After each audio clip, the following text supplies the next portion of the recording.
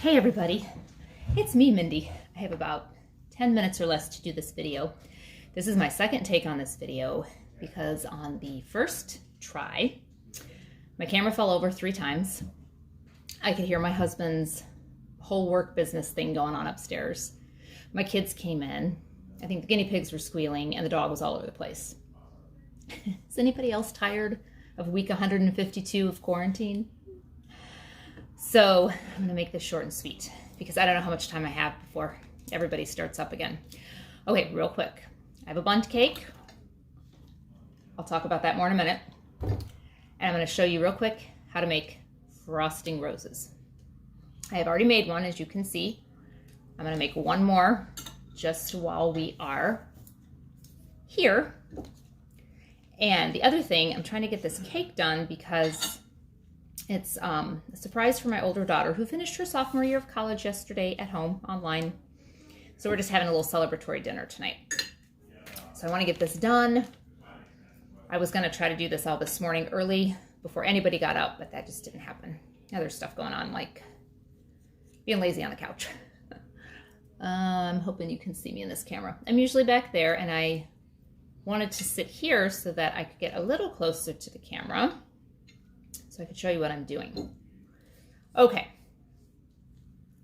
I'm going to show you how to make a rose, and then I'll talk more about the bundt cake. So I have a frosting bag. I don't know if this video is meant to happen today. Keeps falling. Okay.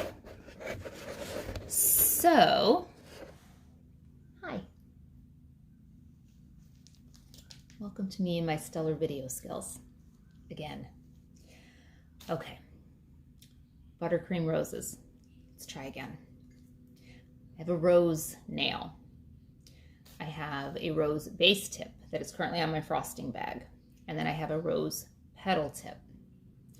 If I were in a bakery right now, or doing a bunch of roses at home even, I would have 2 bags of frosting, and that way I would not have to switch these tips back and forth. But because I'm just doing one right now as a tutorial, it's just how we're going to go for right now.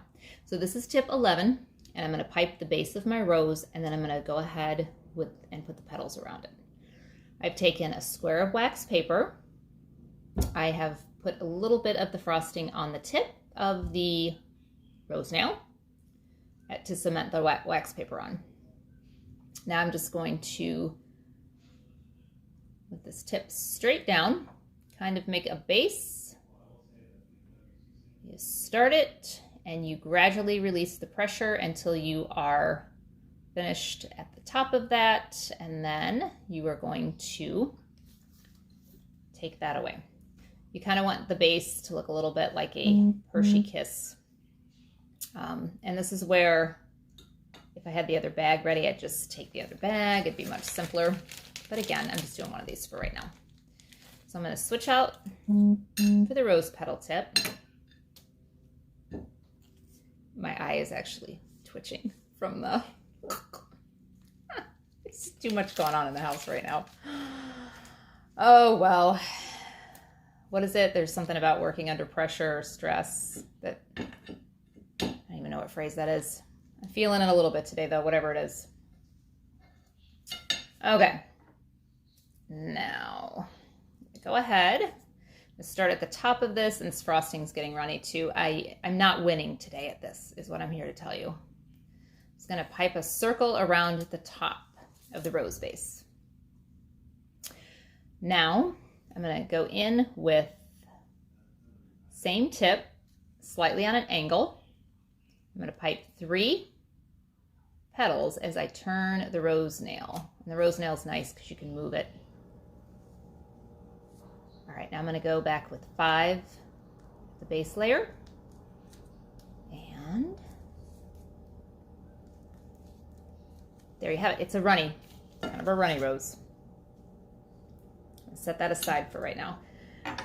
What I will actually do also, this frosting is getting a little bit too mushy to work with, so I'm going to pop this bag in the freezer just to chill it up for a few minutes, and then I'll finish piping a few more to actually decorate this with. I had hoped to kind of decorate this while I was here and get it all done, but time is just, it's not going to allow for that. I will show you one quick thing though with this other rose I completed. I would go ahead and stick these in the freezer for a few minutes too, so they're good and chilly. But for time's sake, this is what I would do after they were cold. I have an angled knife, angled decorating knife. I'm just gonna kind of slide that under the rose. That's not gonna work real well right now. And I'm gonna place it right there on my cake. And the next one will hopefully do a lot better. And it's a sad little rose all by itself. I'll add a few more in. I'll probably put a few in the center too. And then I'll go back around with some green icing and a leaf tip and pipe some leaves. Leaves cover a multitude of evils. So that is that. Now, I did mention I'd get back to the bundt cake. This is just your almost run-of-the-mill bundt cake. I actually had a recipe that I used from Pinterest for chocolate cake, and it is my daughter's favorite, which is why I made this one today. And then I just drizzled a chocolate glaze, which has already kind of gotten a little bit, it's kind of like set itself already. And then the whole point of this was to just decorate it with the roses, put a few leaves, and we're gonna have this as our little celebratory dessert tonight after dinner that we are ordering out, so I don't have to cook. So I have time to mess with this a little bit. If you are interested in this particular bundt cake recipe that I used, I found it on Pinterest, and it is 1 box of brownie mix, just the mix. Don't mix up the brownie, just the mix. Also 1 Duncan, I think it was Duncan Hines that I used, the chocolate fudge flavor, just the mix. Do not mix it up like a cake mix, just the mix.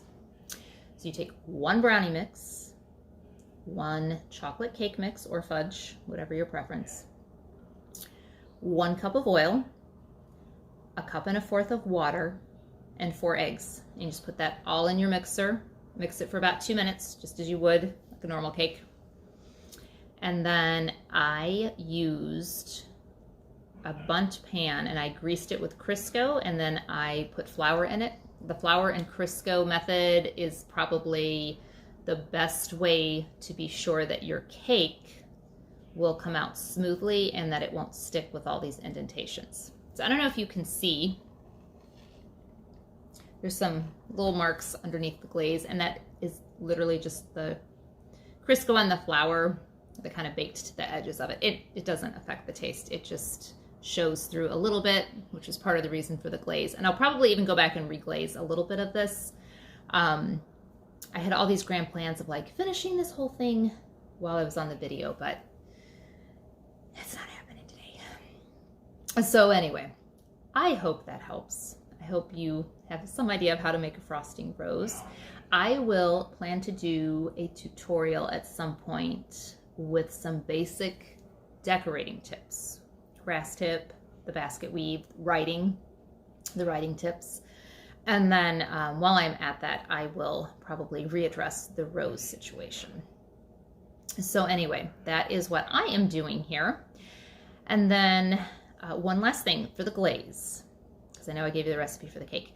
For the glaze, I just took about 1 cup of powdered sugar, a couple of tablespoons of 1/2 and 1/2, and I mixed that together till it was kind of a smooth Elmer's glue-like consistency. I then added a couple of tablespoons of cocoa powder to make it chocolate, and that cocoa powder will kind of thicken that up really fast. So you're going to want to have your milk or your 1/2 and 1/2 on hand and just add by splash, teaspoon or whatever, just to get it to that consistency where you can pour it over. And again, I'm probably going to go back around, make another little round of that just to kind of coat everything really well. And then it will set up. As you can see, this is not it ran like it kind of drizzled itself for a little bit, and then it's set up. So it's not, in my opinion, it's not as good as frosting. but it gives your cake kind of a little bit of a finish. And you could also do this with just vanilla frosting if you wanted. You could do all this and leave off this sad little rose if you wanted to, and just do sprinkles or chocolate chips or crushed up cookies or candy. And if you have to, if you are doing one of those things where you drizzle sprinkles or anything like that, as soon as you pour the glaze on, you have to put that right on because the glaze will set up pretty quickly. So I'm going to attempt to finish this and get this all done before anybody else walks in on me, and before I have to redo this a third time, because to be honest, if I have to do this a third time, see? Look at that. I'm about ready to give up now. I'm not going to do this a third time. Okay, well, if nothing else, hopefully you got to see what realness is today while you're trying to be all professional. The dog's moving around now. He saw something out the window, so what can I say? Real life, right? All right, I hope you guys have a great day, and I will see you next time. Bye.